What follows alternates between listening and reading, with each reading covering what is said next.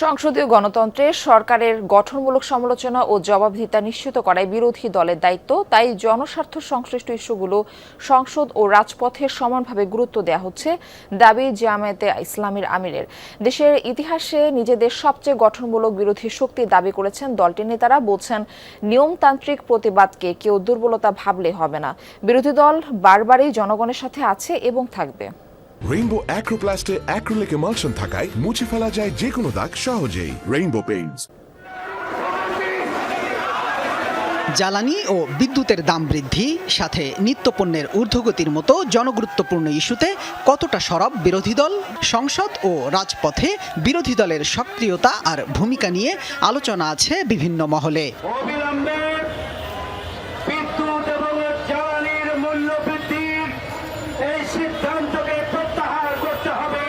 বিরোধী দলীয় এমপি ও জামাতের নায়েবে আমির অধ্যাপক মুজিবুর রহমান বলছেন, জনস্বার্থ সংশ্লিষ্ট বিষয়ে সবচেয়ে বেশি গুরুত্ব দিচ্ছে বর্তমান বিরোধী দল। দলটির অন্য নেতারাও বলছেন, জনগণের উপর চাপিয়ে দেয়া যে কোনো ইস্যুতে সরব ও সোচ্চার তারা। নির্বাচিত সরকারের কাছে জনগণের প্রত্যাশা অনেক বেশি ছিল, কিন্তু এটা উল্টে যাচ্ছে। জনগণের সাথে আছি, জনগণের পাশে আছি, তাদের পাশে আমরা থাকবো। বিরোধী দল তার বিল পাস করতে পারবে না। প্রতিবাদ করা, বিরোধিতা করা, ভুল তথ্য সংশোধন করে দৃষ্টি আসন করা, এগুলো বলে বিরোধী দল, এগুলো সংশোধন হচ্ছে। আবার রাজপথেও আমরা আন্দোলন কর্মসূচি রেখেছি। এবং মূল্যস্ফীতি, মুদ্রাস্ফীতি দুইটাই জনগণের নাভিশ্বাস উঠে গেছে।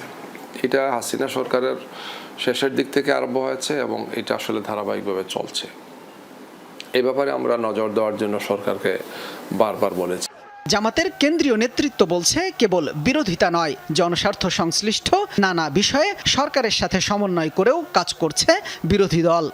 আমাদের মধ্যে যে একেবারে সম্পর্ক নাই, কথাবার্তা বন্ধ, তা কিন্তু না। তবে যদি সরকারি দল আর একটু উদার হতো, যারা দেশ চালাবে তাদেরকে একটু উদার হতে হয়। ইতিহাসের সবচেয়ে গঠনমূলক বিরোধী দলের ভূমিকা আমাদের এই বিরোধী দল রাখছে, আবার প্রতিবাদের জায়গাটা সবসাথে শক্তিশালীভাবে রাখছে।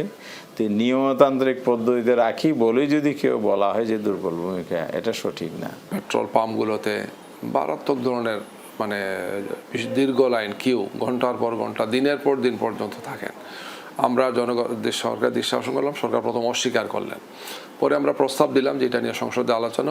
নেতারা বলছেন, জনস্বার্থের ইস্যুগুলোই নিজেদের আরও সক্রিয় ও দায়িত্বশীল ভূমিকা পালন করে সংসদীয় গণতন্ত্রকে শক্তিশালী করে তুলতে বদ্ধপরিকর তারা।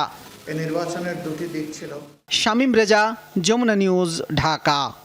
বলা হয় যে দুর্বল ভূমিকা, এটা সঠিক না। পেট্রোল পাম্পগুলোতে মারাত্মক ধরনের দীর্ঘ লাইন, কিউ, ঘন্টার পর ঘন্টা, দিনের পর দিন পর্যন্ত থাকেন।